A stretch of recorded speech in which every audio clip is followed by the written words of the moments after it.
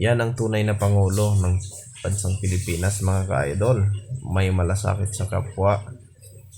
At tingnan nyo, hihingiin ng isang graduate student ng PMA ang kanyang relo.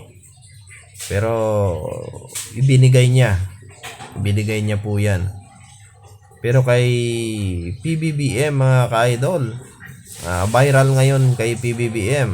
Makikita nyo din dyan sa video. Hiningi ng isang PMA graduate student ang kanyang relo. Pero sa awa ng Diyos, mga ka-idol, ngiti lang ang binigay ng ating PBBM.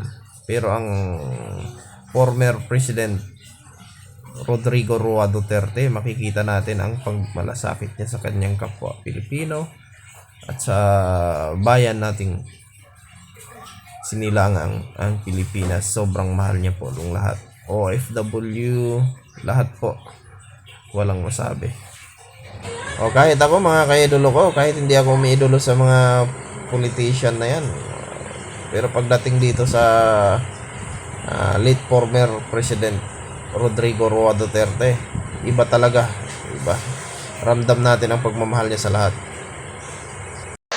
Dito naman tayo kay PBBM, mga ka-idolo ko. Cadet First Class, Andre Carl Toledo Sepe, Zamboanga City. May isang PMA graduate student po, hiningi ang kanyang relo. Pero Cadet iba po First ibig sabihin Class. yan, mga ka-idolo ko.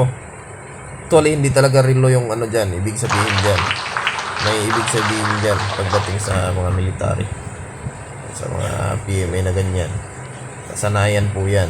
Tingnan nyo, mga ka-idolo ko, Yun, hiningi yung relo niya. Tinawanan niya. Nginitian niya lang, mga ka-idolo ko. Cadet First Class, Juan Yan. Paulo Yan ang viral Uriel ngayon, Manalansan mga ka-idolo ko. Canlas, Lubao, Pampanga.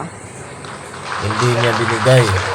Samantala si former President Rodrigo Roa Duterte, Cadet walang First Class, pag-alinlangan, mga Nicolo ka-idolo ko. Siya pa Van ang Bon nagsuot. Tagiam Anog, Peña Blanca. Ayan, mga ka-idolo ko, kung i-compare natin si Cadet First Class, Rodrigo Roa Duterte at dito kay PBBM Bongbong Marcos, President Bongbong Marcos, diyan makikita natin, mga ka-idolo ko, ang tunay na may malasakit sa kapwa Pilipino, sa bayan. Cadet First Class, At sa lahat-lahat Juan na, mga Paulo ka-idolo. Uriel Manalansan Yan. Canlas, Lubao, Pampanga. Ayan, kaya nang humusga, mga ka-idolo ko. Cadet First Class, Nicolo Van Bon Tagiam Anog, Peña Blanca.